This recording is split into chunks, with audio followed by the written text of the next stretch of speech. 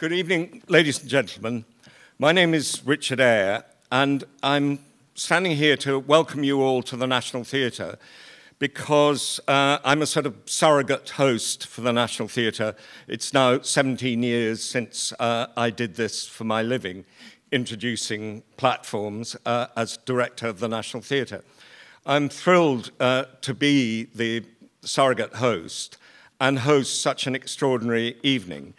The evening is in aid of Amnesty International, and at the end of the readings, Kate Allen, who is the director of Amnesty International, will talk to us for a short time. Now, my role at this point is simply to introduce the father of this project, who is Anthony Holden.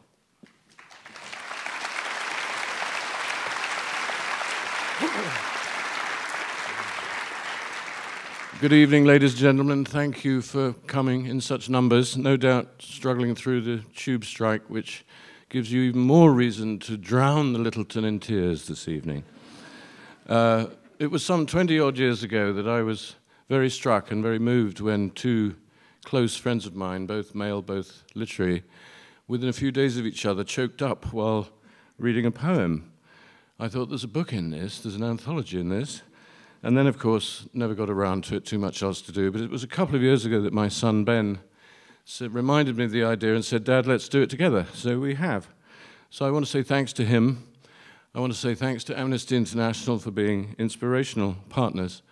And above all, say thanks to our contributors, both up here on the stage. There are many out there among you, and many more scattered all over the world.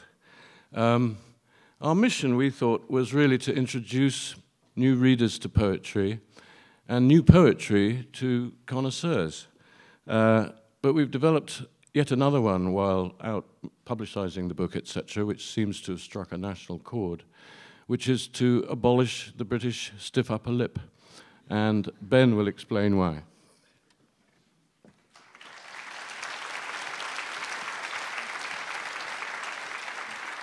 Thank you. Good evening. A few facts for you. We are the only species that cries. Darwin called it that special expression of man's. The tears we emit during moments of high emotion are different chemically to those shed when wind blasts in our faces. The bloodstream is drained of excess chemicals released during moments of stress. We have a good cry and feel better. And yet from around the age of 10, and despite the male tear duct being bigger than the female, boys cry less. It seems a crying shame that my 5-year-old son will well up less than his twin sister soon, probably for cultural as much as biological reasons. Tears arise when words are not enough. They express an inability to articulate what we're feeling. They are healthy.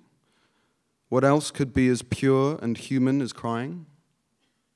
Perhaps the only answer is that other special expression of ours, poetry.